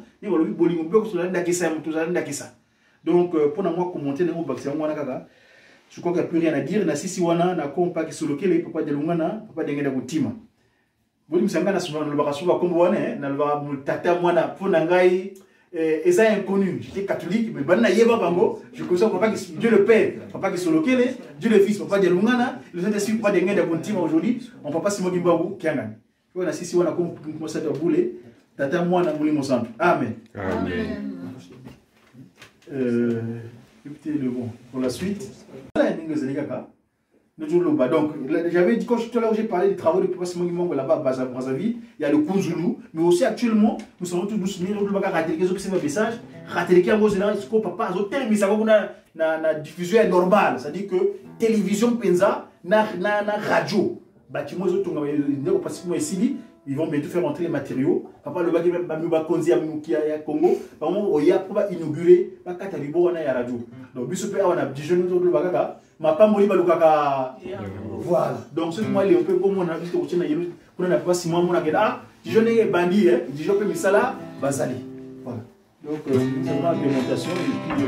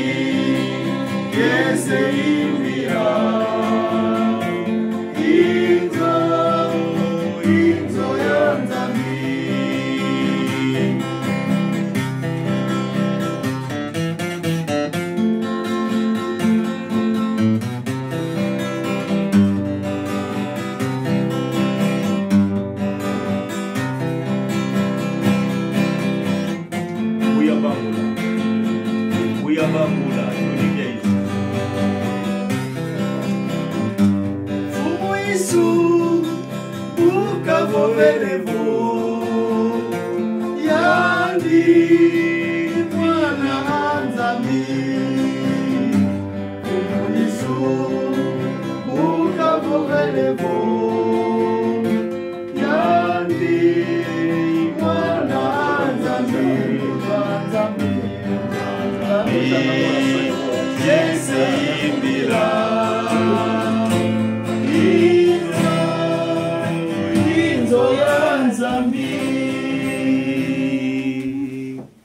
Donc le 16 août, après-demain là, Yelou c'est les maisons Yinda grave. Tout ça Yindi ça qu'on a donc. Nous puissions imaginer ça, vous pouvez WhatsApp, nous cherchons la image, nous madame, nous sommes les gars, ah, gagné, tout ça qui fait. Mais l'année prochaine, ah, vous voyez, c'est le 16 août. Donc vous allez Yelou Benza. Donc voilà, nous continuons en attendant. Mozobo Sanake, l'année prochaine, et vous avez l'anniversaire à Dijon, faut ça la choix. Oh! Quoi ça la choix? Eh non, Atika Bisa Kenka, on ça la choix. Quand vous allez prier, vous vérité, c'est pour taquiner. Bien sûr, je comprends. Donc voilà, tout ça, on attend que Misala, ceux qui vont y aller, oh, ils vont y aller loco, na tout bête à moi, beaucoup na kunimi zaga. Maman, si là nous sommes kuna thé. Maman. Kombo ya kolo ebunga na monoko nanga bapungi esilanga o na butu kombo ya kolo elika ya mondimi lelo telobi te o ndele te kombo ya kolo ebunga na monoko nanga bapongi esilanga o na butu kombo ya kolo elika ya mondimi nakolia nakobanga ekolo azali akosunga ngai elonga nanga nakolia nakobanga ekolo azali akosunga ngai elonga nanga kolo ekolo lakisa lolendo na yo mokili moyeba solo yo elonga nanga kolo ekolo lakisa lolendo na yo mokili moyeba solo yo elonga nanga nakolia kolo nalala kolo kolo elonga nanga soki nakolia kolo nalala kolo nabaka kolo elonga nanga lakisa lolendo na yo solo yo elonga nanga lakisa lolendo na yo solo yo elonga nanga solo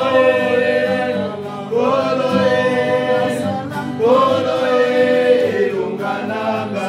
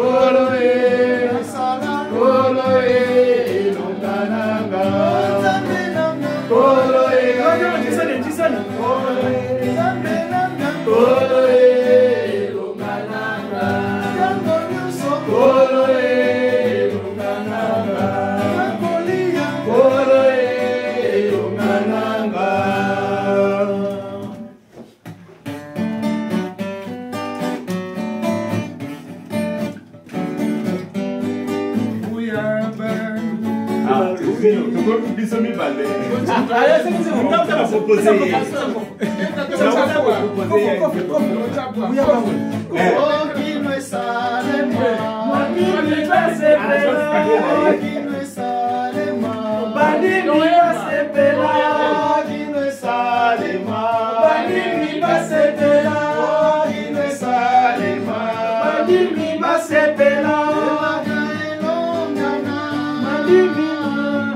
Bandimi basepela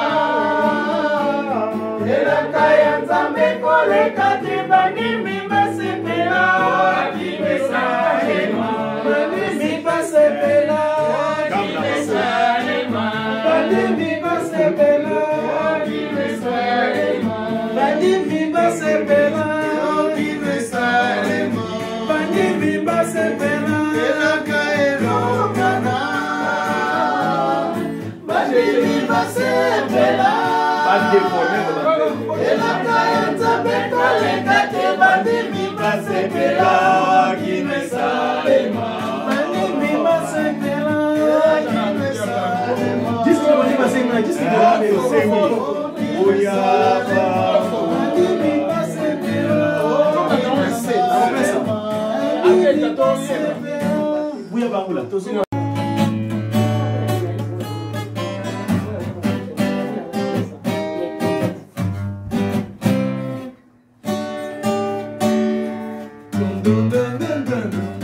Buya bangula lutika isukia tumwe kibaswe kamutombe yasonga kyomunza kuna ya bandwa sikoti vya mpasi yetu bamono muboloko kangwa ya kangwa kondo kwa jamu kondo kwa dile muja toma kukwa misa banja tisa mumalu ye kangulwa kwa bisengwa dona kamba na tengungu pasi ya samuna ekuma basadila luvule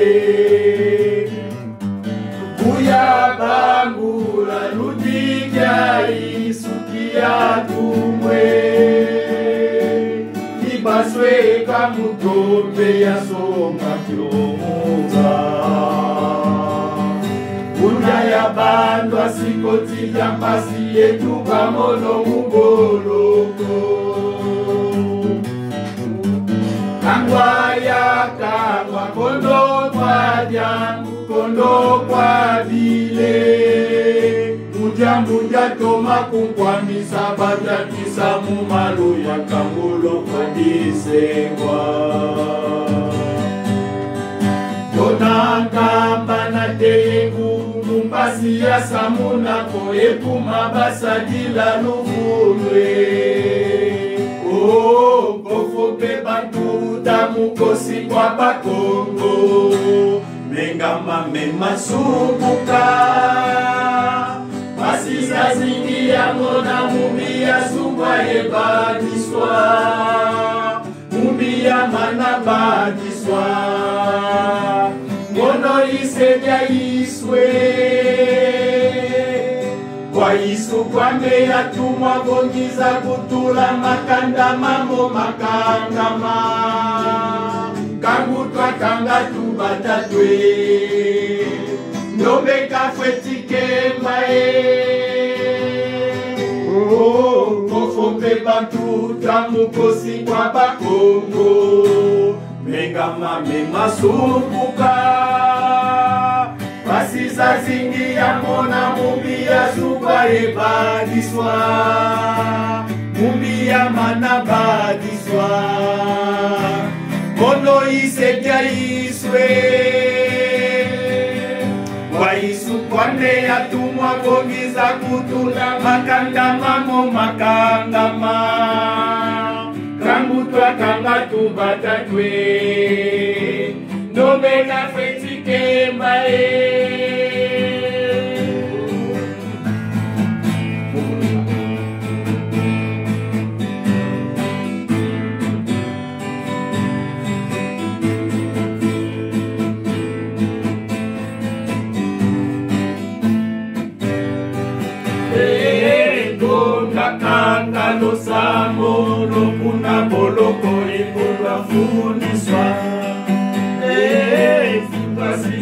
telezo kaya ulango ya siamana teye ndungini kuna kwa vanda mono yezinkole mugulanga mugolo jamazama mungwa Saindu kwa keto yebana ya sisangwe ingotizingila mupelezo Mukuma kyange ndombe ya fandililwa ye mufwa ye manika banti Reja wa moko kyange ndombe ya sakanela kwa mitantwe Muvulu zange ndombe ya fidilwa muti yanda kwa bayala ntiakwe Pasi ya frila kune Watatamana mukikole Mono kuma muyame Tibayame kabapene Nzitusuko Mono kimbangu Kumfutomene zituswaye Luta zituswa Kwange yentiaka kumbwa Mesintwa bwabana kwe Dolu vingile Kuma kadinge Afrika Beti mwesensoni Sazingi Mukuma kyange ndombe ya bangikilwa ye kufwa ye mandika banti Mukuma kyange ndombe ya sakanenwa kwa mitantwe Muvulu zange ndombe ya fidilwa muti yanda kwa bayala ntiakwe Basi ya fwila kune Watatamana mukinkole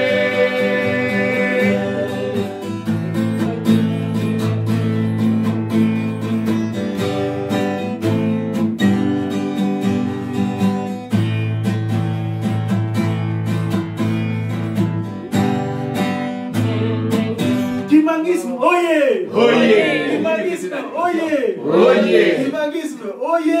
Oye! Oye! Oye! Espoir du monde, Église universelle. Tata Mwanda Velela, oye! Oye! Tata Mwanda Velela, oye! Oye! Tata Mwanda Velela, oye! Oye! Oye! Oye! Papa Simon Kimbangu Kiangani Mwanda Velela Wazola Walembizola Yandi kaka Yandi kaka Yandi kaka Yandi kaka Kawankakako Kawankakako Kawankakako Kawankakako Kawankakako Foko Voilà, Foko ya mwana Wapiye Yeyo. Voilà, donc maintenant, en tout cas, merci. Kofo, babeta 500 €. Prochainement, moto. Au 500 €, babeta. Bandi Konangai, merci. Une fois de plus. Zembo nyonso lina beta. Ngana sali chèque bla 100 €. 100 €. Beta encore. Voilà, donc maman nous avons 100 € pour Mouta, puis 100 €. Papa Hervé a pris 100 €. Bon, ça total, nous sommes les allés voir. To Mouta, vous côté. Tu voyez bien que tout ça n'a pas. Ils ont normalement ils ont des départs. Mais tout ça n'a une équation. Il y a que Luka et Sika. On a tout voyé ici que expérimenter ce domaine-là, Mouta vraiment. Votre bateau là qui bongi, mais n'en pas chungi biso, voilà peut-être un peu sur tâche voilà vraiment. N'est-ce pas que vous pensez mon comment là? Vous avez été? Oui. Il y a un bunda pour ça il a monté la relation. Obligé. Hein? Asa monté la relation. Donc bunda oh tu sais dimanche. Na limité que 2-3 dimanches peut ça bien dit. Donc comme moi salle quand même ninge zato comme na bandiko no ça va salle déjà ko bala biso, nous sommes moi biso et planning moi horaire moko boyer. So écouter biso combien pour ton ça oyer. Faut sakangisa mbongo oyo ezalaki opesa soki caution soki ndenge basengaka te toyebi te oyo eza vraiment important toza mwa ebele toza peut-être mwa ndambo boye mpe bandeko bazali puisque nga listing nazalaka nango je crois à peu près une vingtaine sans compter les enfants mama diakonisi ngai wana aza na bana bana mpe kozala peut-être prochainement Il y a base de base la donc vous comptez on a encore ça GG oui bango baza dirigeant voilà donc bango ba la tazongani communiquer payer pesami déjà GG a recruté dirigeant tu as recruté bon mais pas dirigeant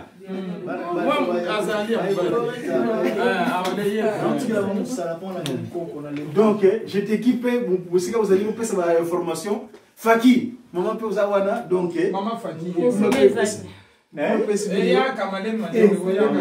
nani bwama kimama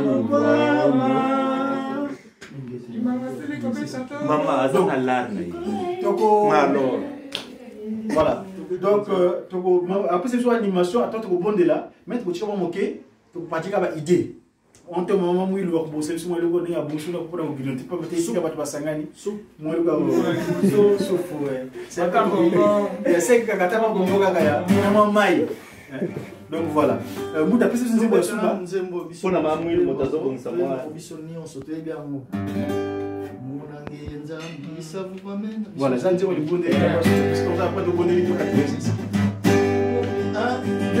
monange nzambi savu pamena isabakile fuduzu temwela me omunza ya masumu katimba makoma kurena yeisemya byabyo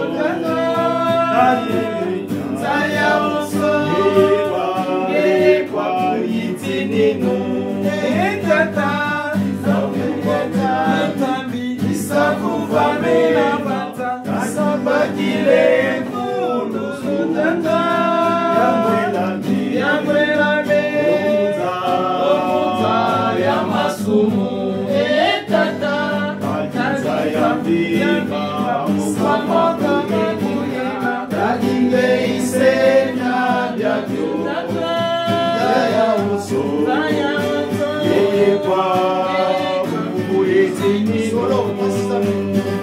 Precisamente mungeyeze yezo ibikukondolo tata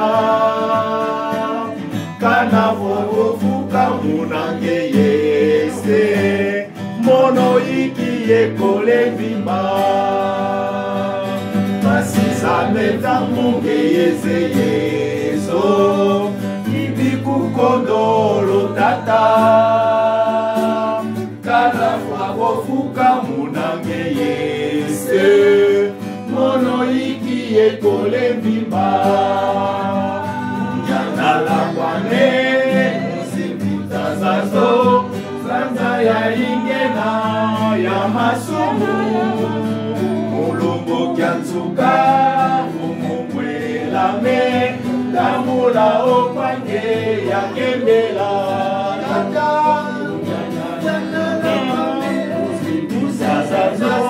sanza ya ingena ya masumu mulumbu kyanzuka mwelame tambula okwange yakembela yandala kwame uzibisazazo sanza ya ingena ya masumu mulumbu kyanzuka mwelame tambula okwange wakembela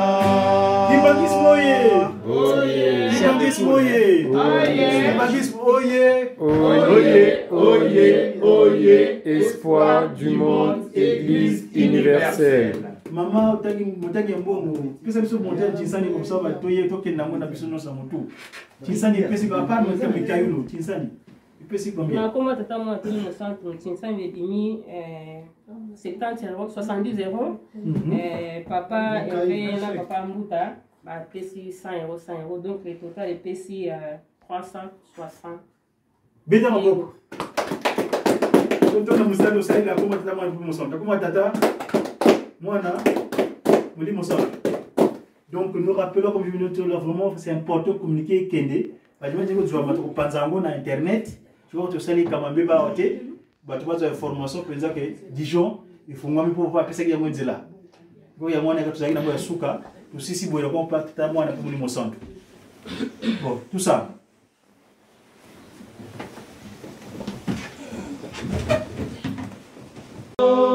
Utufila kenda dose, utufila kamweta do, utufana nendo kyaku, pasivo twasizila. Vomu vipi vomu pasi, utulunga lunganga, wonga witu katula, minukieto siamisa. Walongo tata kisolo kelo, walongo tata lunga na kiangani, walongo tata ngenda kumtima. Batatu balongo inge tata simone kimongo kiangani. Nani wazaya jo. Wunu twena le 14 août 2022. Tata simone kimongo kiangani. Tata dengenda kuntima. Tata simone kimongo. Ngeye mwanda villa wa izavanza. Wakulmuka idibunde ya kudia longo ngayevo ya kulmuka vanza mikwikizi bazilubaku. Tata simone kimbangu, tata simone kimbangu, tata simone kimbangu. Beto bifofola byaku tuvanga nga makondolo unsongi kadi ngio tuvana mama matatu zola nsiku yebisalu. Tata simone kimbangu, tata simone kimbangu tukubokele kadi kina la voanda mungonda tanu na Yerusalemi wa toma kendalala mudiamu de accident ya bana bajeteki kanti kina bana ba dirige baso yibila mikunga mitatu seva kwaku. Seigneur irréprochable, pitié. Il voulait des ambassadeurs. Nkunga was ambassadeur papa do tela mane wunu. Beto iba ambassadeur ba kutisa vala. Tuna kurata da France. Au département ya Bourgogne-Franche-Comté. Ville ya Dijon. Tukubokele nge mfumu yesu la programme. Mfumu tuyula mako. Bikan siluza kuza lungana. Kanti satu sa beto bantu ko kanti satu sa ngita simone kimbangu. Kadinge vous êtes des ambassadeurs, les soldats bien armés du Seigneur apportés dans le monde entier. Idam vanga mfumu mbanze ya Dijon. Bi kwa diambu di munenge di papa de kala tentanka imani. Beto bantu ta vioka kanti di buno de longa na ta vioka ko.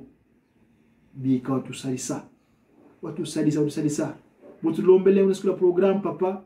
Bika wa ngeki beni wena watela masabana ba kuna konse fulu basi voto kala kintwadi to kusadila.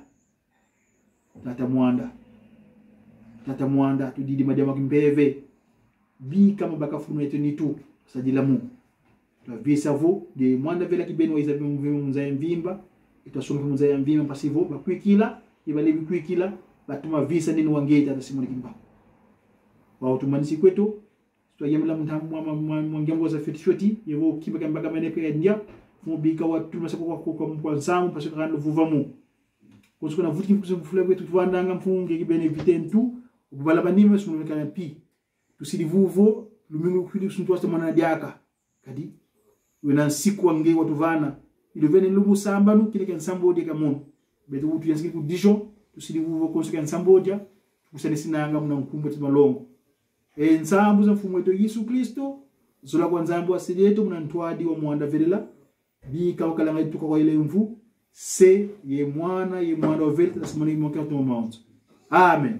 Amen. Yenda kamote kama solo effectivement mfumu longo mama ndenge zana poto wana mikili outre-mer tuzaka na conseiller direct au assemblée ka souvent na biso na paroisse ezadi Maman Marie Mouilou Diengenda, Francine, on a bien ensemble Ngoudia Longo. Le coup de l'anniversaire naïe. Abotama le 13 août 1949. Donc, une fois de plus, bisous la parole de Dijon P. Ton bon aussi maman anniversaire. Bon anniversaire. Bon anniversaire. Bon anniversaire maman. Bon anniversaire maman. Bon anniversaire. Bon anniversaire Ngoudia Longo. Papa, plus chamanzi. Tu peux bon anniversaire quand même. Là, tu vas montrer toutes les vidéos. Donc, tu peux ça. Ils ont aussi ces bisous, ils ont animation. Le anniversaire, il y a Ngoudia Longo. Noele, Noele, Noele, Noele, Mama Mwilu Utukidi, Noele, Noele, Noele, Noele, Noele, Noele, Noele, Noele. Voilà.